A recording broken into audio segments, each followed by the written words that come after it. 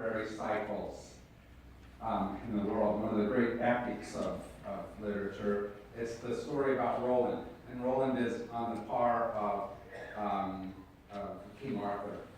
But in France and Italy, they love him.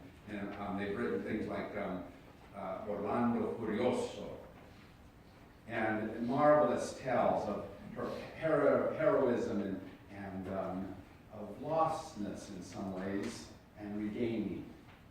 And one of those stories, this is the book, by the way, that I stole from the library back then. All right, I refound it. But it's a great book. It's called The Story of Roland. It's written by a man named James Baldwin. It's written for kids to be able to understand this epic, wonderful poetry. And in here he tells a story about how Roland, this great knight of King Charlemagne, how he goes out on a quest. He had a sword named Durendal, and Durendal was the sword that Hector of Troy used. And he wanted to find the rest of Hector's armor to be able to go with his sword. And so he goes out on this quest, and he's looking all around trying to find this sword. And he came to this river and a bridge over the river, and there was a young maiden there. And as he crossed the bridge, the maiden looked at him and said, "You look thirsty. Would you like a drink?" And he said, "Of course I would, yes." And so she takes her cup and dips it into the river of forgetfulness and hands it to him. And he drinks, and he forgets who he is. And he slips into this state of being but not being. And into a castle where there are other knights, brave and wonderful knights who have also drinking from that river and who have also forgotten. Have you ever been in that space where you had forgotten what was important? Forgotten some of who you were?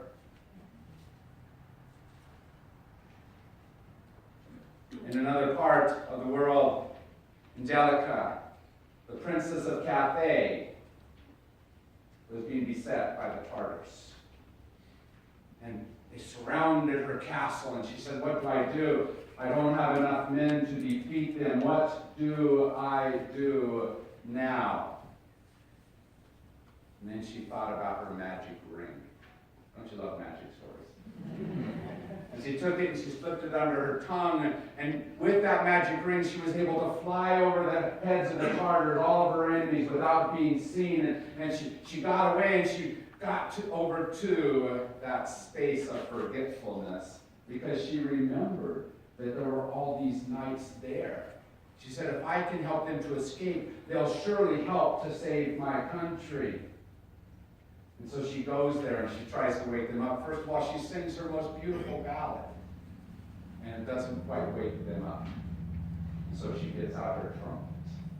And she blows a blast on the trumpet, which immediately wakes them all up, and they scramble to get their armor together, to remember who they are, to put their stuff on their horses. And they ride off to go help that princess, Angelica, and to save the country of Cathay. When we get into those spaces of forgetfulness, the ones that enter our lives in so many and so varied ways, we find that they insidiously disconnect our heart so often from that which is most important. And just like Roland, we set that which was our quest, that which we thought we needed to be and do, off to the side in order to pursue something else. And sometimes it's just nonsense we pursue. Sometimes it's other stuff that seems also important, but we forget something over here that we need to remember. We continue, just like Roland, continue living and being and acting, but sometimes without the passion and the drive that we used to have. And like Tabitha in our story, there we lie, dead to what it is that we should have been. surrounded by people of our life who used to remember us, who said, she used to, he did, they were. And we all do that. So I want you to take just a few moments, about 2 minutes, and I want you to turn to somebody around you and talk about some of the spaces where you've lost some of your passion, some of your energy, some of who you've been and what you've done, and where it is that you're not quite what you want to be today. What is it that you've done? So you've got 2 minutes.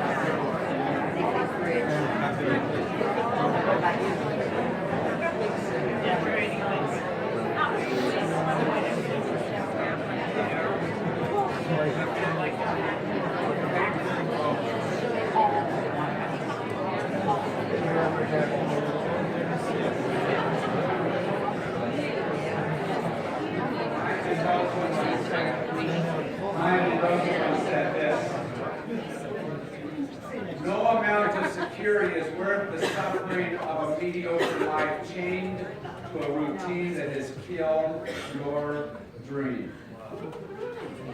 No amount of security is worth the suffering of a mediocre life chained to a routine that has killed your dream.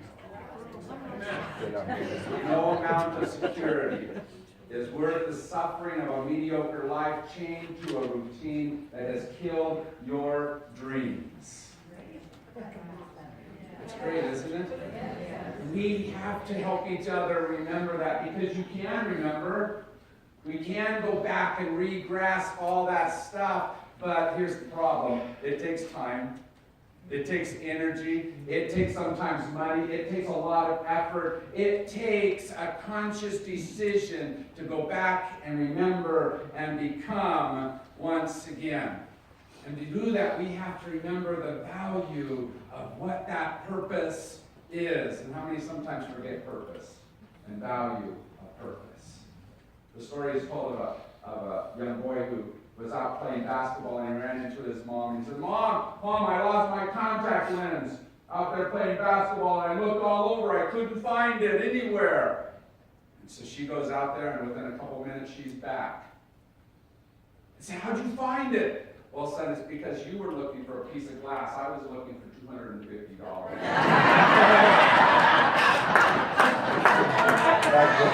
Right?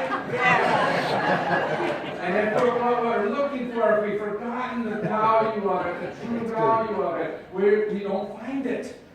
But if we remember that value, if we take that value in, then we will find it. No matter how hard it is to re-achieve, no matter how hard it is to discover, no matter how hidden it may seem to be.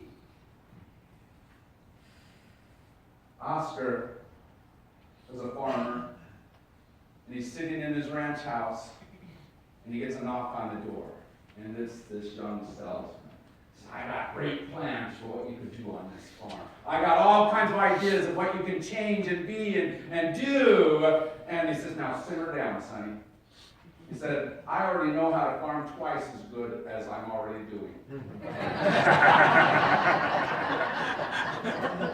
have to be willing to do this stuff, don't you? You can't just know, you have to be willing to do. And St. Francis has been a church that has known and done so much. Has been so much of a working and being thing, and we need to continue to do that. But to remember to do that, we have to continue to get up and wake up and become what it is that we can become. Joe McCarthy was a Yankees manager way back in the heyday, and one day he went to his shortstop, a man named Frankie Crosetti. And he said, "Frankie, I need you to help me out here. See Lou Gehrig over there on first base? I need you to wake him up. You know, I need you to do it in this way. I want you to charge every single ball and throw it in so hard, and I want you to get over there. I don't even care if it gets exactly to him. I just want you to make it so that every single play he has to be thinking because you're throwing the ball that hard." And he said, "Oh, Lou may not like it." I said, "I don't care. I just want you to do that." And he goes back over to the dugout, and his assistant coach looks at him and says, "Oh, I guess you really wanted him to wake up." Lou Gehrig said, "No, you know, the truth of the matter is I needed to wake up Crosetti." Because we all recognize how someone else is asleep, don't we? Too easily. But sometimes we don't recognize how it is that we're asleep. What it is that's not quite everything it should be inside of ourselves. And so Peter, when he wakes up Tabitha, brings her outside and shows her to everyone, so that everyone will see that she's awake and that they don't have to mourn any longer, and to wake her up. Because, you know, there she was, laying there, kind of comfortable. And suddenly he says, "Get up," and she kind of goes, you know, confused look on her face, and says, "Can I be alive again? Can I become?" But he also needed to wake up all those people who had become whatever they become because of her death. And you notice that in death, something strange sometimes happens. It often is a place that draws us together, but sometimes becomes that space which shatters us if we're not careful. Have you noticed that? And causes people to turn against each other, and forget what draws them together. And our job is to try to remember not to be against, but to be for. When we wake up, it draws our hearts, if we let it, into community. And that's what Peter was doing with Tabitha. He was saying, draw her back into community. As she's awoken now, let her be and become whatever it is that you need her to become, whatever it is that she needs to become. I read a sermon this week, and it was a wake-up type of sermon, but it soon turned into one of those blaming rants about everything that's wrong about them, and that, and everything out there, about the cultural war that's raging in our society, and how we're losing it, and how we have to fix all of them. Talk about things like the church is at war, and about spiritual battles. Truthfully, but more importantly, what needs to happen in a sermon like that is what calls us to become what we need to become, not what causes us to be against what they have become. And there's a whole lot of what they have become. We all see around us whatever that is, but more important for God is what you can become. Who you are and what God is asking you to be. Because if we are only against each other, then it means that not everyone wins. Because I have to beat you in order to achieve my goal. And I don't think that's what God wants.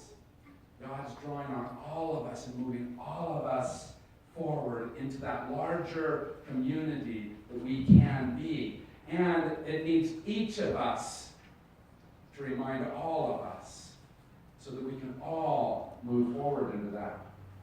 Last night I sat with Joyce Rice and her family.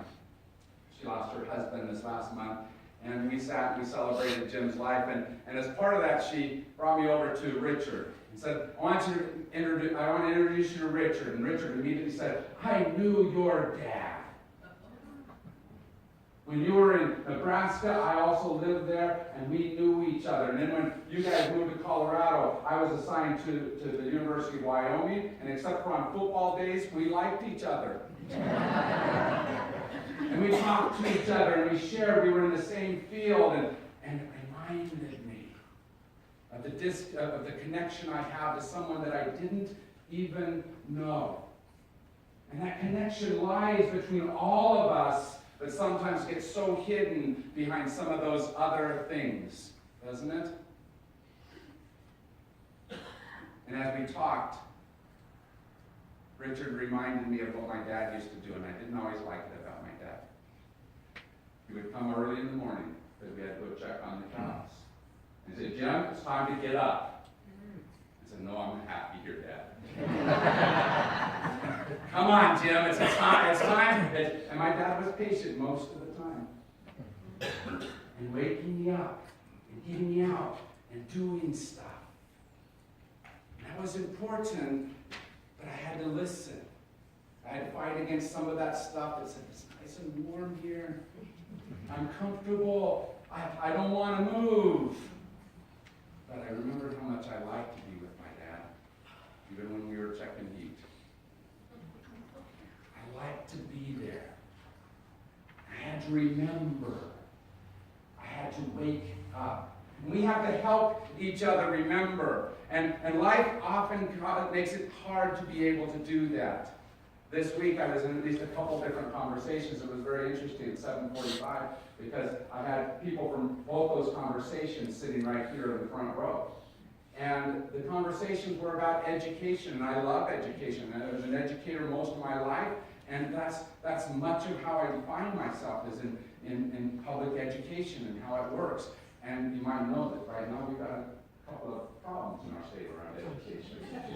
And one of the things coming up is Prop 123, and the educational community is looking at it the same way. It doesn't work really well, and yet what can we, and so one side of the educational community is saying, we can't vote for that. And what 123 is all about is about money that is owed our schools, but that hasn't been given to our schools. And so this is a compromise position that allows some of that money to flow into schools. So some people are saying, we got to do that because it'll get some of the money into the schools. And other people are saying, but if we do that, then we lose the rest of the money that should have gone there. But this will be hard work, and this is at least a solution. And so we've had people, good people that are on both sides of that issue, and it's the first time ever that educators have been divided.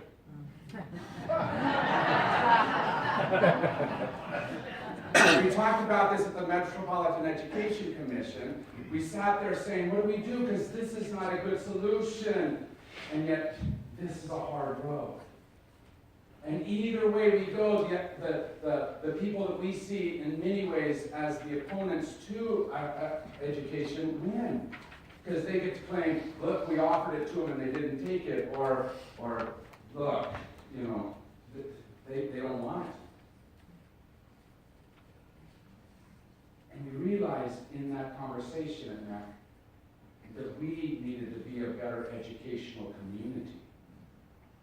We needed to stand together, not against each other, not against charter schools or public schools or this or that or different ideas, not holding up just my school as a good school and so it needs to get all the money. But we needed to stand together to say, children need good education. And we needed to come together to figure out what was most important. And we realized at the moment that we were too scattered, too much in our separate camps, too divided by what we were against in each other. But we couldn't stand against somebody who was doing the wrong thing for all of us. How often does that happen in your life? And somehow we have to figure out what it is that we're for. And we have to move together for what we're for. We have to draw people together into what can be for all of us. What is it that God impulse is placing in us that is drawing us into something more than just my ideas, my priorities, and what it is that I want? Because all those other things are making me forget what is most important. and our call to awareness was a wonderful reminder about going deep with each other and remembering what's most important, and about placing ourselves completely into each other's lives and reminding ourselves to be there in the midst of whatever it is that might make it hard to be with each other. Your pain, can I be there in the midst of it? Or your happiness that's for something that I don't understand as well. Can I be there for you and let you be there for me in all those spaces? Can we truly be a community in every single moment? Can I listen to what you truly ache for and hear that and let it penetrate into me? What's important about this church for you? Can you speak that? Can others listen? And can you listen to the people around you that say, this is what's really important? And can you hear it in such a way that it makes you move and become something because it's somebody else's importance? I read an article this week that intrigued me because it said this. We made the decision this week in our church that we were no longer going to be a welcoming church. We're no longer going to be a welcoming church. Because welcoming is a passive position. When you come, we'll welcome you. When you get here, we'll be nice to you and like you. Instead, he said, our church made the decision that we're going to be an inviting church. A church that goes out and finds people and invites them to be part of what's going on. And it talks about their passions, both theirs here at church and those folks that are out there, and shares in those passions and invites us to be together in the midst of those passions. And invites people to come together. You know that all this month, George told us just last week, we're just going to challenge each other to invite. To look at each other and all those folks that we know and invite them to be part of who we are. Because if we just sit here and say, you're welcome, that's passive. No, we're going to actively go and say, there's something going on here in St. Francis. There's amazing things that are happening. There's stuff that's important, and we invite you to be part of it. So I got a couple of invitations for you about something that is part of my passion. You might have noticed, I don't know. You might not have seen it, but there's some suitcases scattered around here. And those suitcases say, help us. Come join us on our trip to Peru. When we go to Peru, we got 14 people that are going down there, and we're going to bring a whole bunch of school supplies and medical supplies, and we need you to fill those suitcases. Now, remember, this is only 3 suitcases, and I told you there's 14. So we got to fill these suitcases several times. And there's little notes out there that say, here's some of the stuff you can bring. That's part of my passion. I want to share it with you. I want to invite you to be part of that. And as part of that, let me tell you one more thing. I was talking to Victor just this week, and he mentioned something that just goes right along with what we're doing. As we move towards the new sanctuary, we're going to be buying chairs for over there. So probably in the fall you'll hear about that. But I want to get a step forward on that because they need new chairs in Peru. They need 100 chairs. And their chairs cost only $10 a piece. And I'm going to invite you, if you want to, buy a chair. $10 a chair. And if I can get 100 of you to buy the chairs, guess what? They'll have all the chairs they need. Right? I need you to share your invitations to me. I need you to ask me what it is you need so that I can say yes. I need you to listen to my invitation. And I need you to listen to each other's invitations so that all of us can become more than any of us is alone. So that I can step into your passion and allow you to step into my passion. So that together we awaken each other again. Roland got into one other problem in his life. My favorite chapter of the whole book. It's where he lost himself. And because of that same queen that I told you about, he kind of fell in love with her, and she didn't really want him. And she met somebody else named Medoro, and off they went and got married. And he went into this space where he lost who he was. And as he did that, he took off all those pieces of his armor that signified who he was. And he left them on the side of the road. And he wandered dressed in just the skin of an animal through the countryside.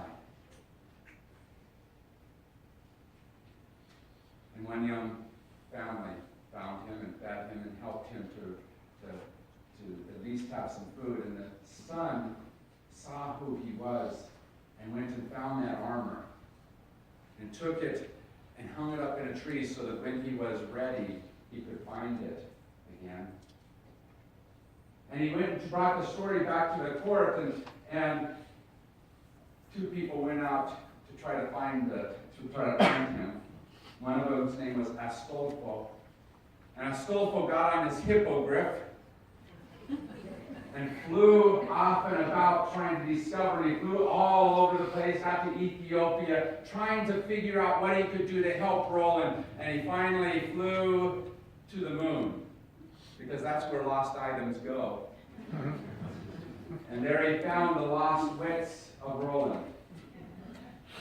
And he trapped those lost wits into a bottle. And he brought them back and began his search for where Roland was. And one day, he wandered into camp where they were at. And they recognized him even in his lost state. And Roland was a big man. He was a great knight. And they tried to grab him and stop him. He pushed him out of the way. And several of those brave and wonderful knights had to grab him and wrestle him to the ground so that Astolfo could come and uncork the bottle and stick it under Roland's nose so that Roland could breathe in his wits again. And he remembered. And it took a lot of effort from a lot of people. He had to go lots of places. But he remembered who he was. And that's our job, to help each other to remember. James Baldwin, not the book writer, but the poet, said this: "No man can have a harlot for a lover, nor stay in bed forever with a lie. He must rise up and face the morning sun and himself in the mirror of his lover's eye." May we